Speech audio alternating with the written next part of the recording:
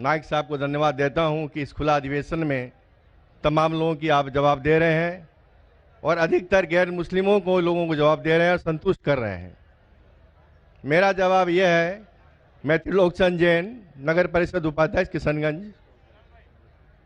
मैं जैन धर्म में, जैन परिवार में जन्म हुआ हूं और अधिकतर जो घर में जन्म लेते हैं उसी धर्म का पालन करते हैं, लेकिन मैं इंसानियत धर्म मानता हूं और तमाम धर्म की किताबों को पढ़ता हूं और तमाम लिखी हुई अच्छी बातों को मैं ज्ञान करता हूं।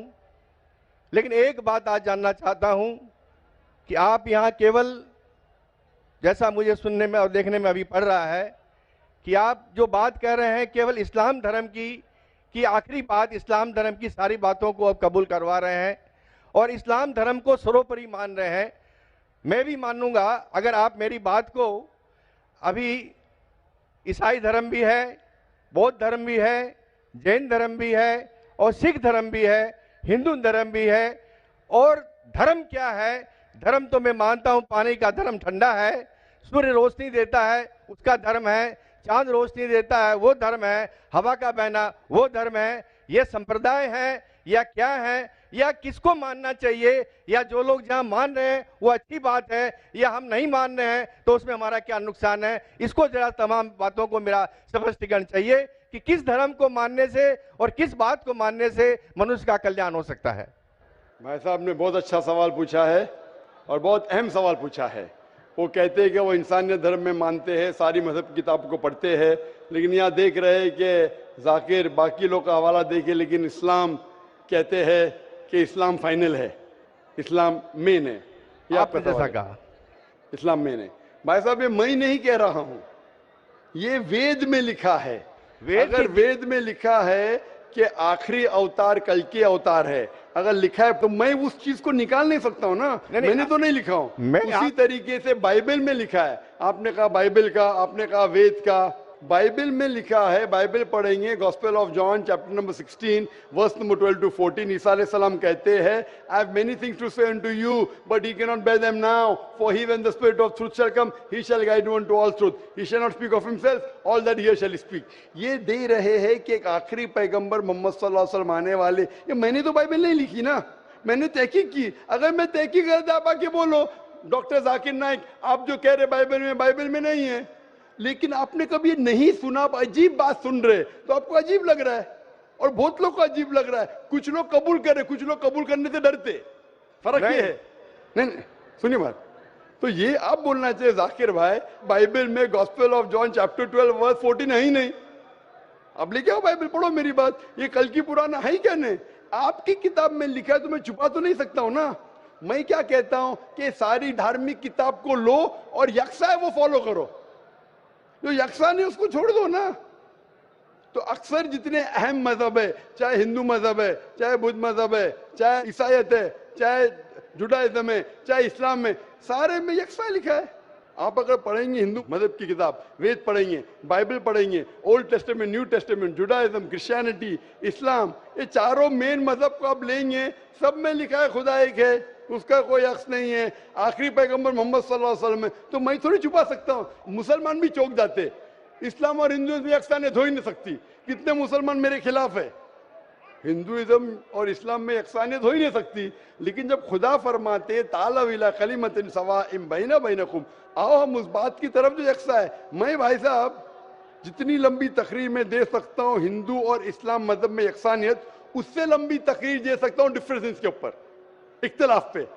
लेकिन मेरा काम इख्तिलाफ ने, मेरा काम यकसानियत का है, क्योंकि मैं तालिब इल्म हूँ। मैं अगर तकरीर करने लगूं कि हिंदू मजहब और इस्लाम में डिफरेंस क्या है तो और लंबी तकरीर कर सकता हूं मैं।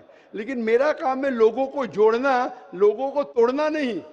लेकिन जोड़ते वक्त जब मालूम पड़ रहा है सही, अगर बाकी के धार्मिक गुरु अपने लोग से नहीं कह रहे, क्या उनके किताब में लिखा है कि खुदा एक है, खुदा के अलावा किसी की और पूजा नहीं करना चाहिए, आखिरी पैगंबर मोहम्मद सल्लल्लाहु अलैहि वसल्लम, उनकी गलती है, मेरी गलती क्या है?